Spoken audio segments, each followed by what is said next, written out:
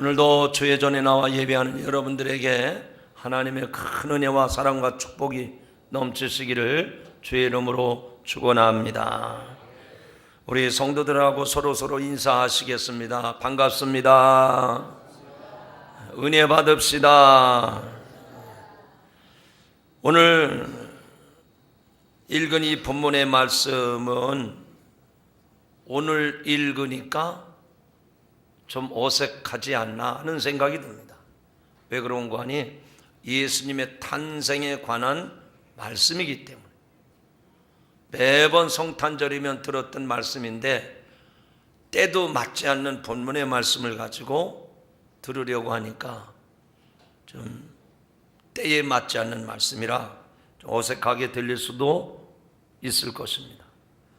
대부분 이 본문의 말씀을 읽으면서 또 설교를 들을 때마다 우리의 메시아로 오신 구주로 오신 예수님의 탄생을 축하하고 경배하자, 그런 뜻으로 많은 말씀들을 들었을 것입니다.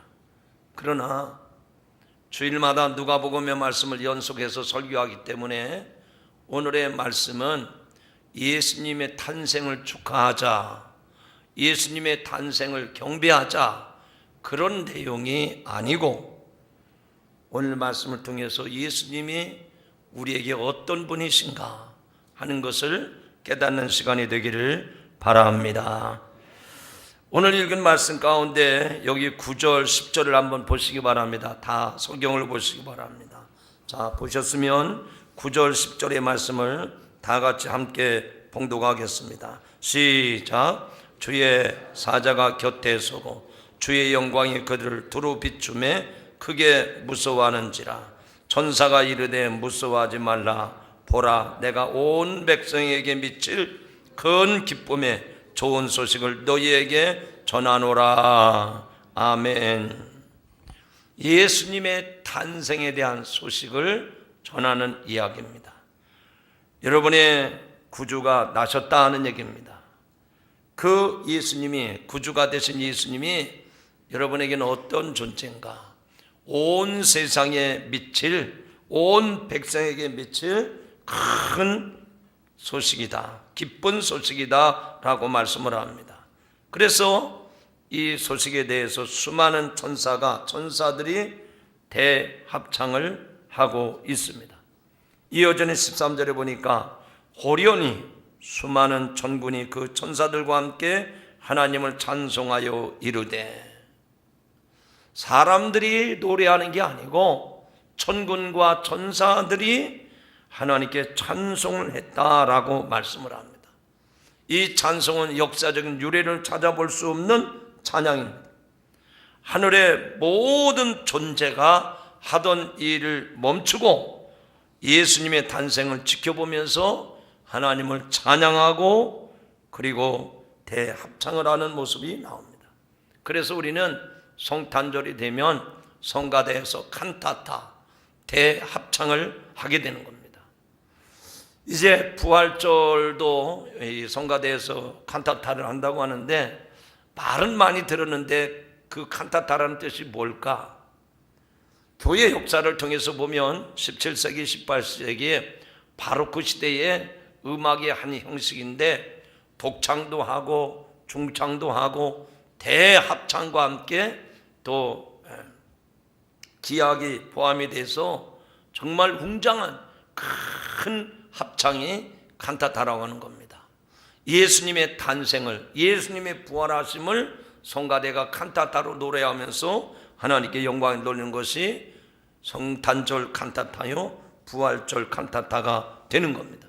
그런데 첫 번째 그 칸타타가 이 예수님의 탄생 사건 속에서 수많은 천군 천사들이 예수님의 탄생을 노래하면서 하나님께 영광을 돌리고 또 이 세상의 모든 백성들에게는 예수님의 탄생을 통해서 기쁨을 주고 그 기쁨의 소식을 전하고 있는 겁니다. 그런데 오늘 말씀을 좀 더 깊이 살펴보면 왜 하필이면 천사들이 목자에게 나타나서 그 소식을 전했을까? 하는 겁니다. 아니 직접 하나님이 이 세상 사람들에게 그냥 청천벽력과 같은 소리로 아니 천둥 번개 칠 때 세상 모든 사람들이 다 놀랄 정도로 알아듣지 않습니까? 그렇게 세상 모든 사람들한테 한꺼번에 메시아가 나셨다 이렇게 선포하면 좋을 텐데 왜 한밤중에 들에서 양떼를 지키던 목자들에게 그 성탄의 첫 번째 소식을 전했을까 하는 겁니다. 사실 우리가 생각하기에 그렇지 하나님이 보실 때는 그렇게까지 하지 않아도 되는 겁니다. 굳이 한다고 하면 들에서 양을 치는 목자들에게 그 소식을 전할 것이 아니라 저 예루살렘 성전에서 성전을 돌보는 제사장이나 지도자들 그리고 메시아의 탄생을 간절히 기대하고 있던 경건한 사람들에게 나타나서 얘기해도 될 텐데 그런데 왜 하필이면 밤에 밖에서 양치는 목자들에게 나타나서 메시아의 탄생의 소식을 전했을까? 여러분 이 질문을 한번 생각해 보세요. 우리는 성경의 이야기를 수없이 읽고 들으면서 아 그랬었구나 그렇게 넘어가지만 역으로 한번 질문해 보세요. 아니 그 당시에 성전에 제사장들도 있고 예언자들도 있고 메시아 탄생을 간절히 고대하던 사람들도 있는데 그런 사람들이 아니라 밤에 들에서 양떼를 지키고 있던 목자들에게 왜 예수님의 탄생의 소식이 전해졌을까 하는 것입니다. 정말 우리의 구세주가 되시는 예수님이 이 세상에 태어나신 것은 인류 역사상 뿐만 아니라 이 온 우주 가운데 최대의 사건인 줄로 믿습니다. 저는 그렇게 믿습니다. 정말 인류 역사상 수많은 사건들이 있었지만 예수님이 인간의 몸을 입고 우리 인간을 구원하기 위한 구세주로 메시아로 오신 것보다 더 큰 사건이 없었습니다. 더 큰 역사가 없었다 하는 얘기입니다. 예수님의 탄생 사건이야말로 가장 의미 있는 사건이었고 가장 중요한 사건이었고 앞으로도 이런 일은 없을 것입니다. 여러분 이것은 하나님이 피조물의 형상을 입고 시간과 공간을 초월해서 계셨던 분이 인간의 그 시간 속으로 인간이 살고 있는 이 공간 속으로 인간의 몸을 입고 찾아오신 하나님이 인간이 되어서 오신 성육신의 사건인 줄로 믿으시기를 바랍니다. 그러므로 이 세상에 오신 예수님은 우리와 관계가 없으신 분이 아니라 우리를 구원하시기 위해서 이 땅에 오신 구세주요 메시아인 줄로 믿으시기 바랍니다. 하나님이 스스로 인간처럼 이 땅에 오셔서 이 공간 속에 이 시간 속에 인간 속에 갇히신 사건이 이 성탄의 신비의 사건인 줄로 믿으시기를 바랍니다. 여러분 어느 집이나 막론하고 집안에 아이가 출생을 했다고 하는 것은 참으로 경사스러운 일이 아닐 수가 없습니다. 가까운 주변의 모든 분들이 그것을 생각하고 축하를 하고 선물을 합니다. 그렇다면 한 나라의 왕위를 계승한 왕세자라면 온 나라 국민들이 경축하고 또 축복을 하고 주목하고 신경을 쓸 것입니다. 그런데 예수님은 어떤 분이셨습니까? 왕의 왕 되신 하나님의 아들 예수님이 이 세상에 인간의 몸을 입고 오는데 세상에 떠들썩하게 경축을 하고 또 환영을 하고 환호성을 지르면서 경배하고 축하했던 것이 아닙니다. 어두워져서 아무도 예수님이 오신다는 것을 모르고 의식하는 사람도 없습니다. 기뻐하는 사람도 없습니다. 환영하는 사람도 없습니다. 왜 그랬을까요? 하나님이 당신의 독생자를 이 세상에 보내셨는데 한 나라의 왕세자가 태어나도 세상이 떠들썩하고 시끄러운데 왜 하나님의 아들이 이 세상에 오시는데 세상은 그렇게 조용했을까요? 왜 그렇게 사람들이 조용했을까요? 아무도 그 사실을 알지 못했다는 얘기입니다. 예수님이 이 땅에 태어나는 것을 대대적으로 기념할 수도 있었는데 그리하지 않으셨습니다. 너무나도 조용해서 좀 쓸쓸하기까지 했습니다. 만약에 우리 시대에 미혼모가 여관에 가서 아이를 혼자 낳았다 그러면 그 미혼모도 마음이 아플 겁니다. 그렇지만 그 미혼모 뱃속에서 태어난 어린 아기도 불쌍하게 여깁니다. 하나님의 아들이 전혀 주목받지 못하는 가운데 조용하게 쓸쓸하기도 하고 안 되어 보이기도 합니다. 그러나 그것은 인간의 눈으로 보니까 쓸쓸하고 안 돼 보이는 것입니다. 천국의 실제 모습은 전혀 그렇지 않습니다. 천국의 모든 존재가 하던 일을 멈추고 예수님의 탄생을 기다리면서 주목을 했습니다. 그래서 예수님이 메시아로 태어나시니 그때 수많은 천군 천사들이 일제히 화답하면서 찬양하면서 하나님께 영광을 돌린 줄로 믿습니다. 구원의 역사를 시작하신 하나님께 영광의 찬송을 부르고 있습니다. 하나님의 사랑하심을 받은 모든 인류에게 천군과 천사들이 우리들을 축복하는 모습도 오늘 말씀 가운데 나타나고 있습니다. 육신의 눈으로 보면 아무 행사도 없이 쓸쓸히 조용히 예수님이 오신 것 같지만 영안의 눈을 열어서 보면 온 우주의 역사가 멈춰버린 사건입니다. 천국의 모든 존재가 하던 일들을 다 멈추고 주님의 출생을 기다리고 있다가 출생하자마자 방파레가 울려 퍼지는 정말 칸타타와 같은 웅장한 찬송이 하늘에 울려 퍼진 줄로 믿습니다. 영적으로 어마어마한 놀라운 일들이 지금 벌어지고 있습니다. 왜 그런 일들이 일어나고 있습니까? 오늘 말씀 가운데 14절에 보니까 예수님이 탄생하신 사건이야말로 지극히 높은 곳에서는 하나님께 영광이요, 땅에서는 하나님이 기뻐하신 사람들 중에 평화로다. 할렐루야.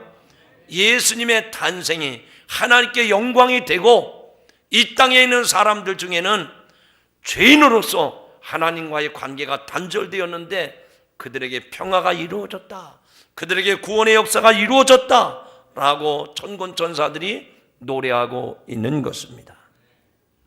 이제 우리가 비로소 우리에게 구원의 출발이 시작이 된 겁니다.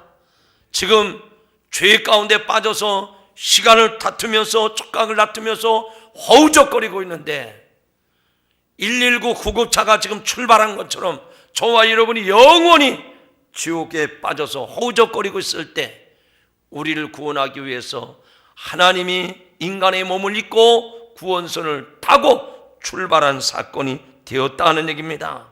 더 쉽게 말씀을 드리면 이제부터 구원받는 길이 열렸다는 말씀인 줄로 믿으시기 바랍니다.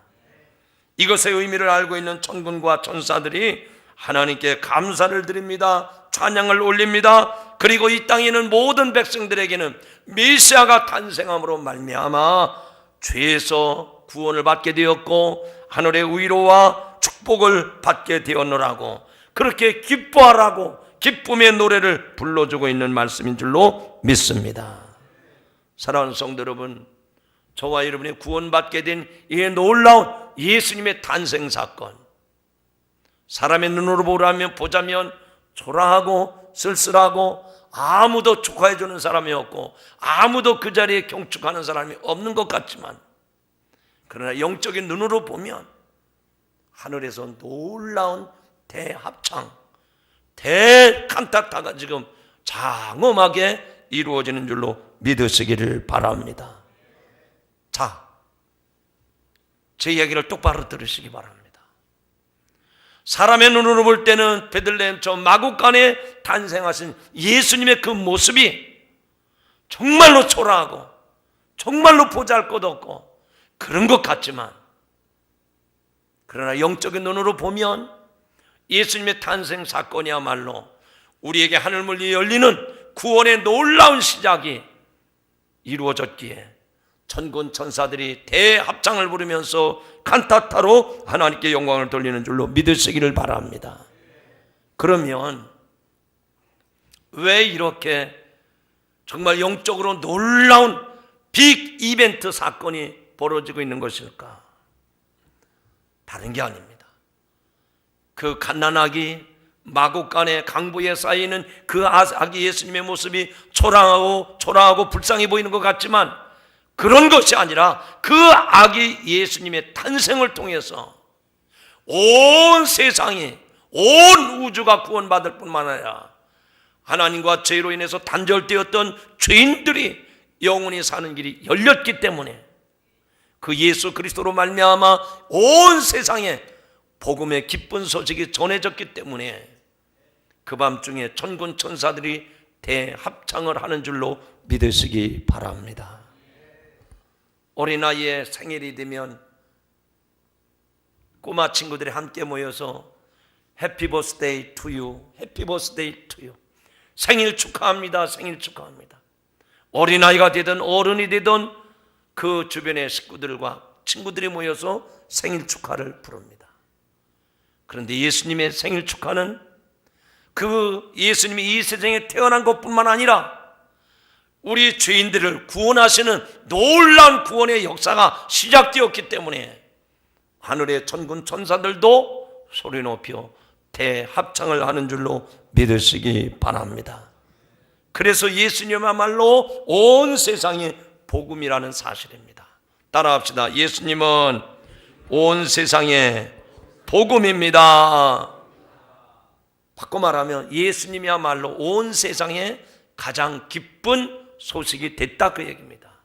그래서 복음은 가스펠입니다. 복음은 기쁜 소식입니다. 좋은 소식입니다. 복된 소식, 굿뉴스, 헬라어로는 유앙겔리온이라고 부릅니다.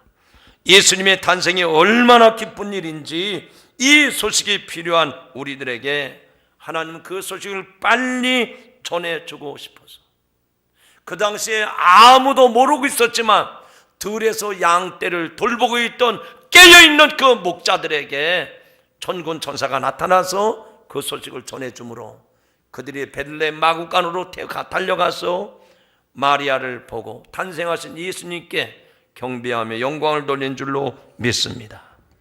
이 기쁜 소식을 한시라도 빨리 전하고 싶어서 깨어있는 사람을 찾으시다가 들에 목자밖에 없으니 목자를 찾아가서 전한 것입니다. 예수님이 그 밤중에 태어나셨기 때문입니다. 하나님은 선하시기 때문에 인류에게 일어난 이 놀라운 기쁨의 소식을 어서 빨리 전하고 싶어서 사자를 천사들에게 보내서 이야기하고 대대적으로 탄생 기념식을 이 영적 세계에서 거행하고 있는 것입니다. 그러나 이 세상은 너무나도 조용하고 쓸쓸하기까지 합니다. 예수님이 출생했는데 아무도 태어나는 것을 모르고 아빠인 요셉과 엄마였던 마리아만 알고 있는 겁니다. 참으로 안타깝기 그지없습니다. 참으로 슬픈 일입니다. 예수님의 이 위대한 탄생을 사람의 눈으로 보면 그 부모만 아는 것 같습니다. 찬바람이 숭숭 들어오는 마구간에서 태어나가지고 강보에 쌓여서 구유에 놓였다고 했습니다. 강보에 쌓여 구유에 놓였다.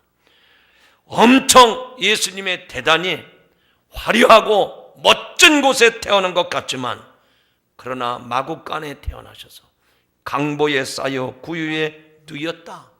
말 여물통에 놓였다 하는 얘기입니다. 여러분, 이 세상에서 출생의 소식을 듣자 하는데 이렇게 예수님처럼 마구간에 태어난 사람이 있겠습니까? 예수님의 탄생은 마구간에서 태어났기에 초라하기 짝이 없습니다. 그러나 그것은 사람의 눈으로 볼 때 초라하고 쓸쓸해 보이는 거지만 영적인 눈으로 바라보면 온 우주가 지금 숨을 죽이고 있다가 예수님이 탄생하자마자 천군 천사들이 대합창과 환호를 지르면서 대대적으로 거창한 행사를 하고 있는 것입니다.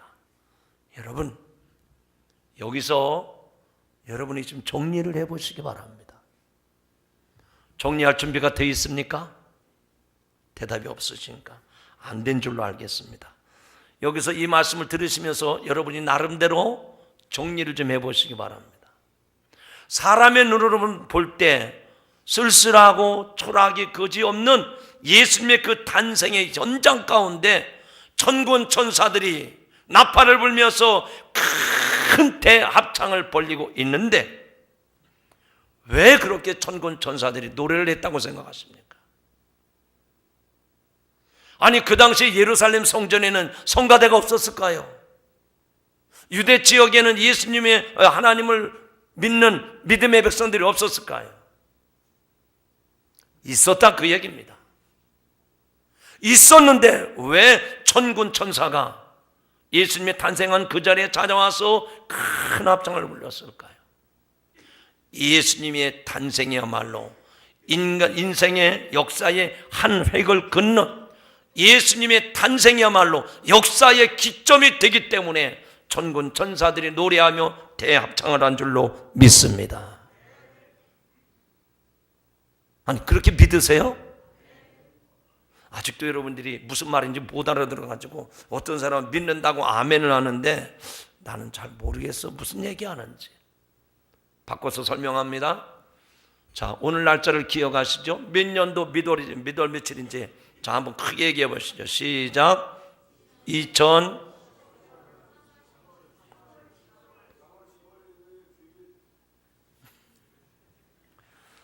2015년 3월 15일 주일입니다. 그러면 2015년도가 언제부터 시작이 된 걸까요? 인류 역사는 영원부터 영원까지 계속된다고 그러는데 2015년이라고 하는 기준이 어디서부터 시작된 겁니까? 예수님의 탄생을 기준으로 해서 2015년이 됐다, 그 얘기예요. 그러니까 예수님이 이 세상에 태어나신 것은 쓸쓸하고 적막하고 좀 안 돼 보이고 불쌍해 보이는 것이 아니라 인간 역사의 획을 긋는 시작점이 되기 때문에 천군 천사들이 찬양을 하고 하나님께 영광을 돌린 줄로 믿으시기를 바랍니다. 여러분, 아이고, 연세가 참 높으시네요. 참 대단하십니다. 그것도 누구 때문에 연세 많다고 대접을 받는 거예요? 예수님 때문입니다. 네 연소함을 없인 여기지 말라. 젊은 게 좋다고 그러잖아요. 젊다고 하는 기준이 어디에 있어요? 예수님의 탄생을 기준으로 해서 당신은 아직 젊다, 당신은 나이가 많다, 그래서 존경받는 거예요. 그러니까 역사의 획을 긋는 시점이 예수님의 탄생을 통해서 시작됐다고 할 때 이거야말로 천군 천사들이 찬양하기에 합당한 일인 줄로 믿으시기를 바랍니다. 그래서 예수님은 그 놀라운 역사를 우리에게 보여주고 있는 것입니다. 여러분, 예수님이 탄생하자마자 천군 천사들이 지금 천국에서 큰 대합창을 벌리고 있는데 그것이 인류 역사의 한 획을 긋는 사건만이 아니라 우주적으로 영적인 세계에서 이보다 더 큰 일이 없다, 이거예요. 여러분, 우리는 가끔 이 세상의 지구의 종말을 이야기하면서 블랙홀에 대한 이야기를 많이 합니다. 우주가 얼마나 넓고 큰지, 그런데 그 중에서 우리가 살고 있는 지구는 티끌만도 못한 하나의 점에 불과하지 않습니다. 그런데 우주에 충돌이 일어나서 블랙홀이 생긴다면 우주 전체가 찌그러지고 파괴되는 것이죠. 그러나 그보다도 더 놀라운 사건은 메시아, 하나님이 인간을 구원하시기 위해서 예수님이 인간의 몸을 입고 오신 예수님의 탄생 사건인 줄로 믿습니다. 그렇기 때문에 예수님의 탄생한 이 사건보다 더 큰 사건이 없고 더 의미 있는 사건이 없습니다. 더 중요한 일이 없음을 믿으시기 바랍니다. 그래서 목자들에게 주의 사자가 찾아가서 예수님의 탄생을 알리고, 목자들은 그 소식을 듣자마자 지체하지 아니하고 저 베들레헴 마구간으로 달려온 것입니다. 오늘 말씀을 통해서 하나님이 주시는 메시지가 뭘까요? 예수님의 탄생을 축하하라. 물론 우리가 축하했지만 왜 예수님이 축하를 받으셔야 될까? 따라합시다. 예수님이야말로 온 세상의 복음이기 때문이다. 저와 여러분뿐만 아니라 이 온 세상, 온 인류, 온 우주에 예수님이야말로 가장 큰 기쁨의 소식이 되는 줄로 믿으시기 바랍니다. 그 이야기는 이 세상에 복음이 필요하다는 얘기입니다. 이 세상에 기쁨의 소식이 필요하다 하는 얘기입니다. 모든 사람에게 복음이 필요합니다. 각자에게 다 좋은 소식이 있죠. 여러분, 금년 한 해 동안 여러분 가정에 어떤 좋은 소식이 있었습니까? 어떤 집안에는 자녀들이 대학에 합격했다고 하는 소식을 전해줍니다. 우리 아이가 대학을 마치고 나서 이 힘든 때에 대기업에 입사를 했다. 그런 또 좋은 소식도 전해줍니다. 이제 따뜻한 봄날에 혼인식을, 결혼식을 하게 됐다고 하는 소식도 전해주죠. 또 어떤 집안에서는 아이가 태어났다고 경사스러운 소식을 전하는 경우도 있습니다. 어떤 집안에서는 몸에 이상이 생겨서 병원에 가서 검사를 했더니 조직 검사를 해봐야 된다고 가슴이 덜컥 내려앉았습니다. 조직 검사를 했는데 몇 주 만에 결과가 나왔어요. 식사도 하지 못하고 잠도 이루지 못하고 두려운 마음으로 겁을 먹고 의사에게 찾아갔는데 아무 이상이 없습니다. 그런 또 좋은 소식도 듣습니다. 우리가 살다 보면 이런저런 좋은 소식들이 참 많이 있습니다. 정말 기쁜 소식이죠. 좋은 소식이죠. 그런데 이 세상에 좋은 소식, 많은 소식이 있지만 소식 중에 가장 기쁜 소식이 뭘까요?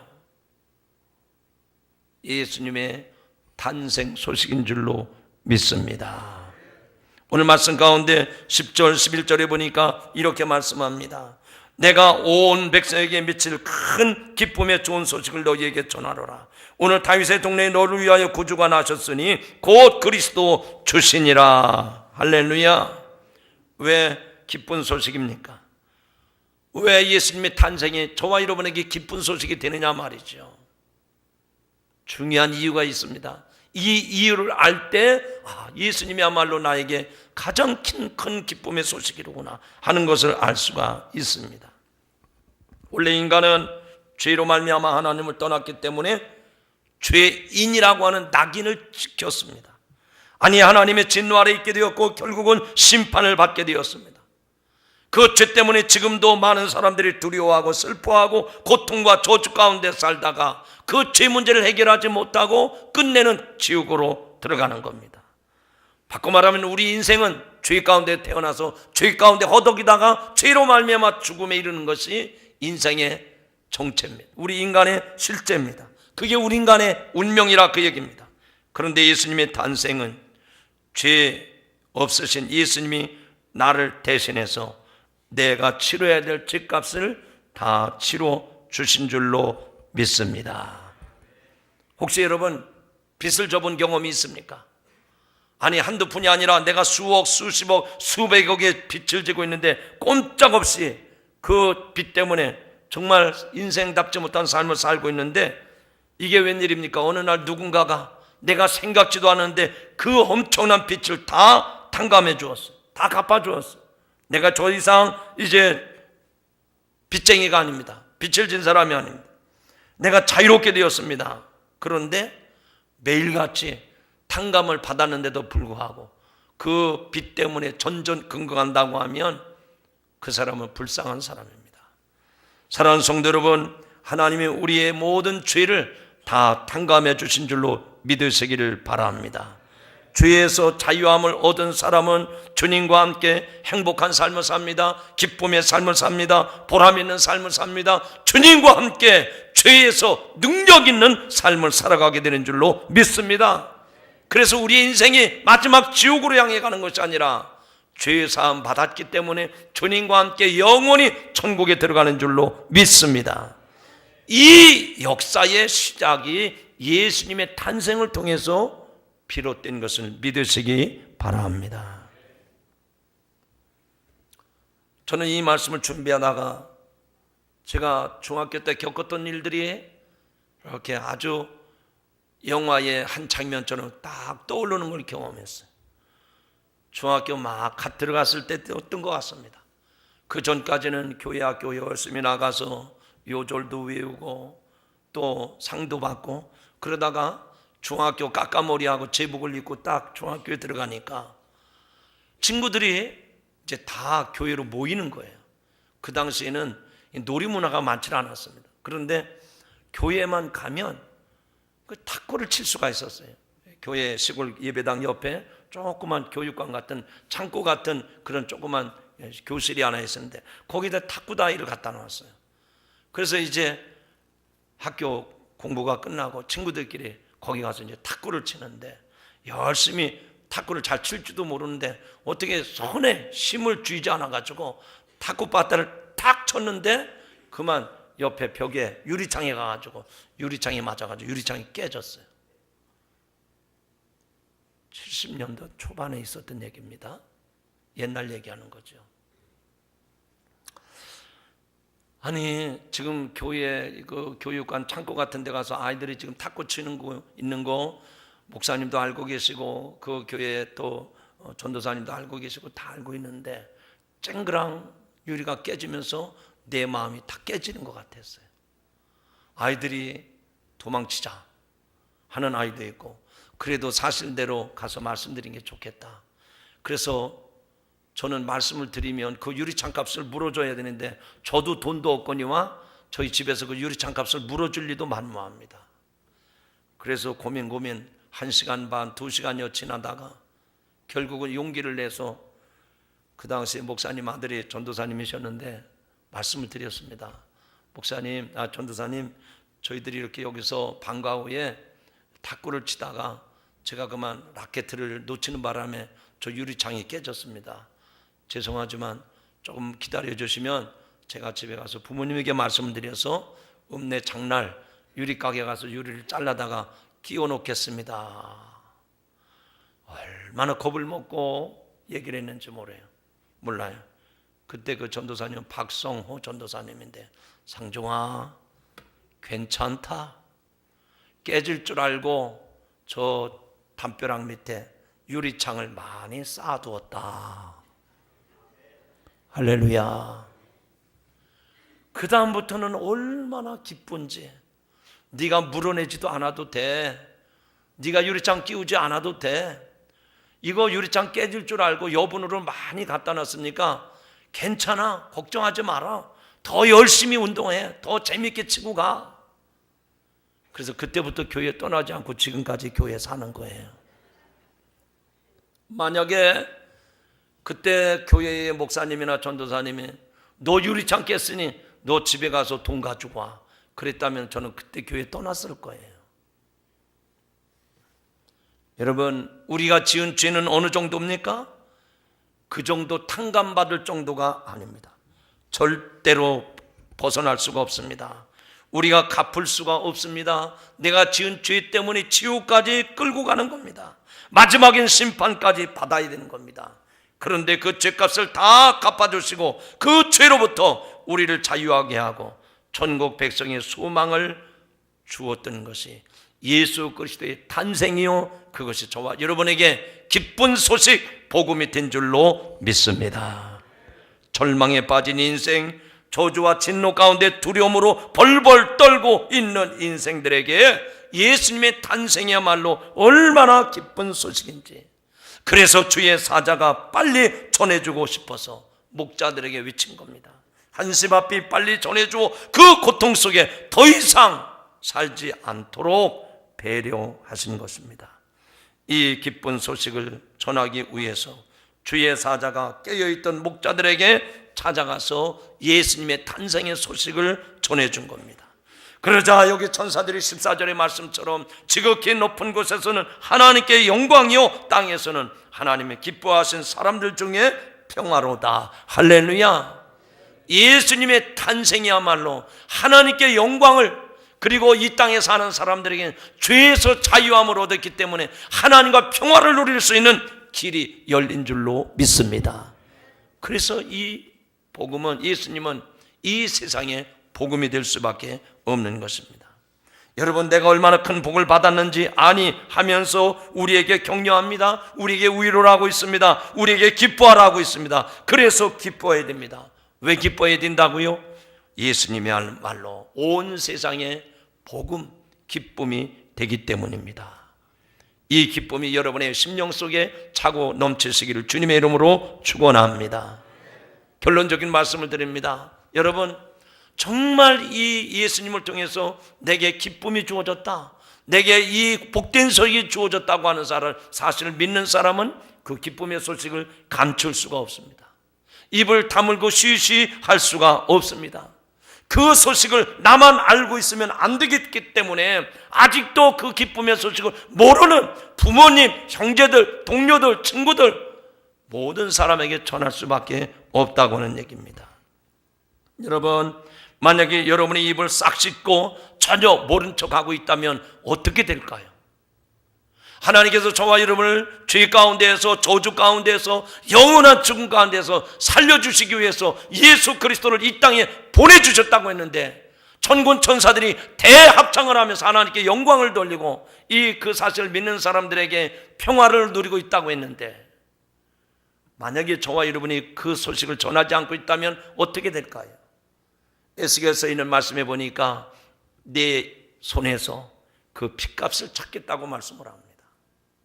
다시 말하면 내가 복음을 전하지 않아서 다른 사람이 지옥에 들어간다면 그 사람의 핏값을 내 손에서 찾겠다고 에스겔서에서 말씀하고 있습니다. 바꿔 말하면 이 기쁨의 소식을 접한 사람은 나팔을 불 수밖에 없습니다. 소리내어 높일 수밖에 없습니다. 여러분들에게 그 은혜가 임하시기를 주님의 이름으로 축원합니다. 전하는 순간 하늘의 천군 천사들이 방파레를 울려 퍼뜨리면서 대합창이 울려 퍼지게 될 줄로 믿습니다. 그것이 오늘 본문에 나타난 말씀처럼 온 세상에 미칠 큰 기쁨의 좋은 소식이기 때문에 마땅히 전해야 되고, 마땅히 찬양해야 되고, 마땅히 그 기쁨을 누리며 살아가시기를 주님의 이름으로 축원합니다. 말씀의 제목입니다. 따라합시다. 예수님은 온 세상의 복음입니다. 예수님이야말로 저와 여러분의 삶의 기쁨의 근원이라는 겁니다. 가장 좋은 소식이라는 겁니다. 이 좋은 소식을 가슴에 품고 그리고 입술로 증거하며 살아가는 한 주간이 되시기를 주의 이름으로 축원합니다.